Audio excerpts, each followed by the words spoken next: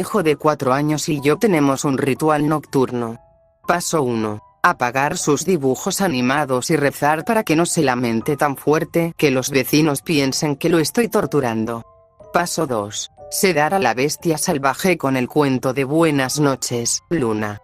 Al principio gateará por toda la cama, pero yo seguiré leyendo más lento y más suave mientras espero a que se relaje. Luego, con apenas un susurro, diré: buenas noches Mickey, buenas noches, mami, me responde siempre. La paz que llega después, de alguna manera, completa el largo día de desplazamientos y trabajo. Cura todo el trabajo de tranquilizar a los clientes, escribir informes, hacer recados, cocinar, limpiar y todo lo demás que hace que el trabajo de Atlas parezca fácil. Y al escuchar la respiración profunda de mi hijo, todo en el mundo volverá a estar bien y sabré que lo haría 1.000.000 de veces más solo por la sagrada simplicidad del preciado y escaso tiempo que tengo con él. Así pensé que continuaría para siempre, hasta que hace unas noches le susurré buenas noches y él me respondió: adiós mami. Se supone que debes decir buenas noches, tonta, dije. Adiós significa irme, y yo no me voy a ir a ninguna parte. Lo sé, dijo. Te extrañaré, mami. Adiós.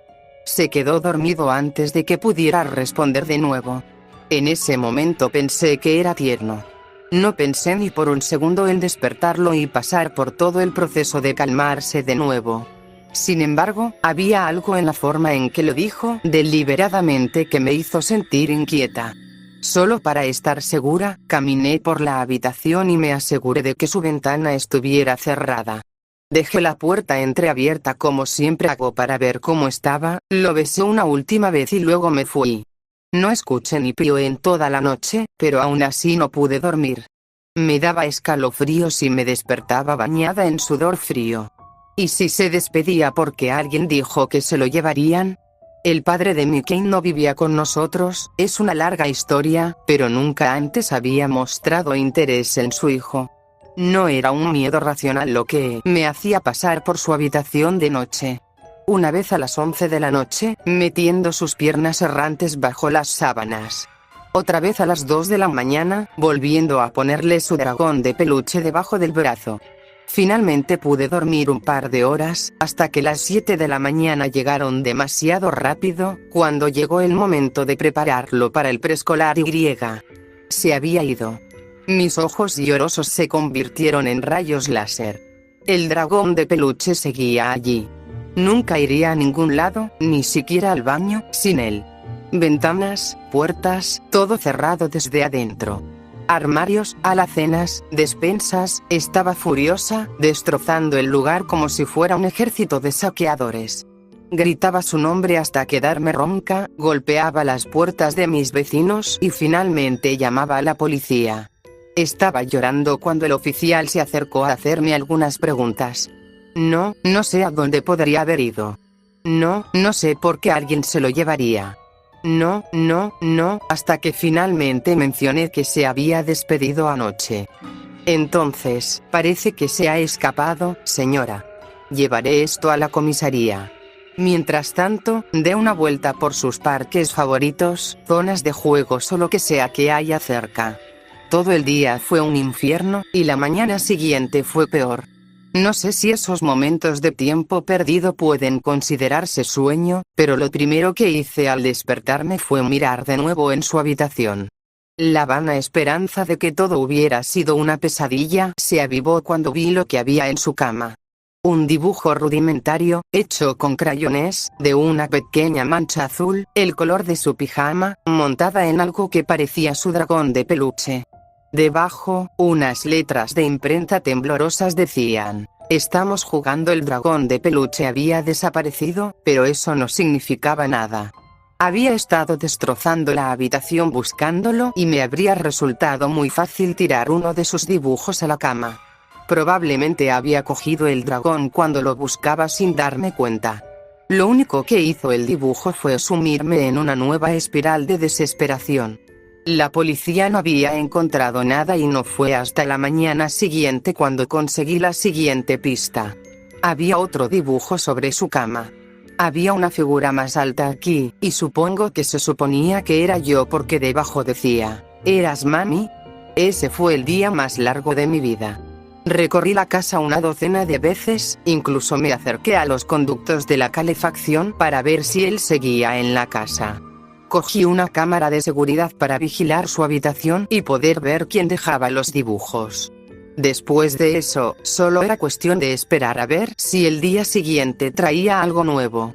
Tenía la intención de quedarme despierto toda la noche para vigilar su habitación, pero estaba tan agotado que no pude evitar unas horas de bienvenido olvido. La grabación de la cámara fue lo primero en lo que pensé. Era Mickey.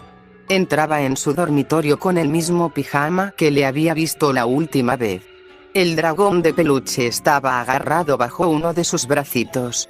No se puso de cara a la cámara montada sobre la puerta, simplemente fue directo a sus crayones en la esquina y empezó a dibujar. Me quedé allí hipnotizada mientras dibujaba, al menos 10 minutos antes de que se levantara y dejara el dibujo en la cama. Rompió el crayón azul mientras coloraba y, efectivamente, el azul seguía roto en el suelo donde lo había dejado. Cuando terminó, finalmente se enfrentó a la cámara. No era Mickey. Esa cosa que miraba a la cámara. La cosa que llevaba puesto el pijama y estaba sentada en su cama no tenía cara. Solo piel suave con ligeros contornos donde deberían estar los rasgos faciales, como si fuera látex estirado hasta el asfixiarle la cara. No tenía boca, pero aún así podía decir que estaba sonriendo por cómo se le contraían los músculos cuando me miraba. No te espero. Te espero 2. Eso decía su dibujo, junto a un burdo dibujo de un globo ocular. Estoy loco, decidí. El estrés, la preocupación, las noches de insomnio. Me han vuelto loco. No sabía a quién mostrarle el vídeo. Ni siquiera sabía si verían lo mismo que yo o si todo estaba en mi cabeza. Simplemente me volví loco. No sé cuánto tiempo pasé en esa habitación, sentado y balanceándome en la esquina, con las manos agarrando mis rodillas contra el pecho, pero antes de darme cuenta, estaba oscuro otra vez. Estaba muy cansada. No había ido a trabajar en días. Ni siquiera sé si todavía tenía trabajo. No pude evitar pensar que si me hubiera tomado más tiempo libre para estar con Mickey, podría haber descifrado su advertencia antes y haber evitado todo esto. O que si realmente se había escapado, entonces era mi culpa y estaba viviendo una pesadilla de mi propia creación. Supongo que me quedé dormida sentada en la esquina de su habitación. Todavía estaba oscuro cuando me desperté, pero estaba tan cansada que no abrí los ojos. Me quedé sentada allí escuchando un suave rasguño durante un largo rato antes de estar lo suficientemente alerta para darme cuenta de lo que era. Lápiz sobre papel. Mickey. Me desperté al instante y contener el grito me costó más fuerza de voluntad de la que sabía que tenía. Estaba sentado en su cama, de espaldas a mí. Rascaba con los crayones. Tarareaba algo, con la suave y melódica voz que usaba cuando leía Buenas noches, Luna. Me levanté tan silenciosamente como pude, pero él debió haberme oído porque dejó el crayón. ¿Mickey? Susurré, todavía aterrorizado de haberme vuelto completamente loco. El niño bajó de la cama, todavía de espaldas a mí. ¿A dónde fuiste, Mickey? ¿Por qué le dijiste adiós a mamá? Mamá está muy ocupada. A mamá no le importa. Era su voz. Su voz suave y pura.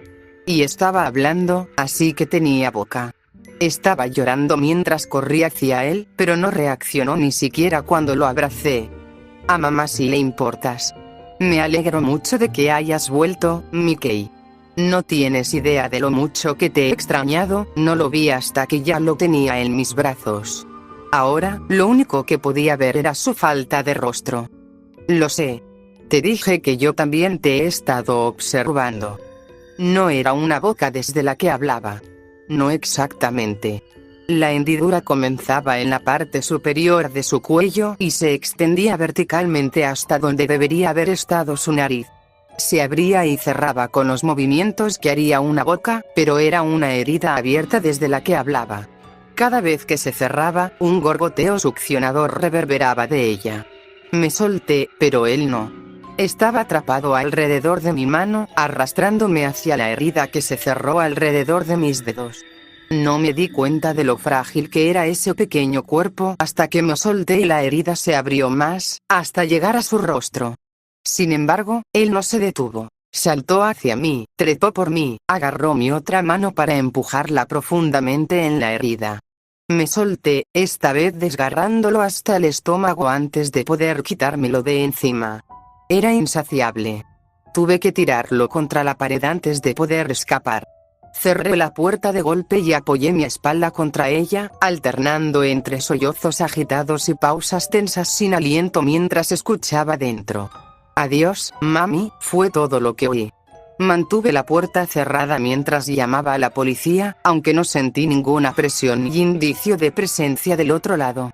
Tardaron 10 minutos en llegar y, cuando abrí de nuevo la puerta de la habitación de Mickey, el chico ya se había ido. Las imágenes de seguridad. Corrí a mi computadora en la otra habitación y las abrí mientras esperaban. Pacientes, educados y absolutamente poco convencidos. Hice clic en un archivo vacío tras otro, todo negro e inescrutable de esa noche. Luego busqué las imágenes de la noche anterior, pero habían desaparecido por completo. No volví a la habitación de Mickey hasta que se fue la policía, e incluso entonces me arrastré como si fuera un ladrón en mi propia casa. Fue entonces cuando vi el crayón azul manchado por toda la lente de la cámara. No quedaba ni rastro de él. Ni siquiera la sangre de esa herida sin origen y que se agitaba. ¿Pero qué encontré? Un dibujo nuevo, infantil e inocente a pesar de todo el rojo.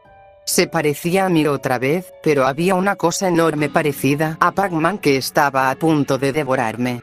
Debajo decía, «Mamá divertida. Vuelve a jugar mañana por la noche». Odio pensar en cuántas oportunidades tuve de jugar, todas desperdiciadas porque estaba demasiado ocupada, o demasiado cansada o demasiado distraída por todo lo que no importaba en la vida. Lo extraño tanto que creo que incluso estoy esperando con ansias esta noche. Aunque no sea el mismo que recuerdo.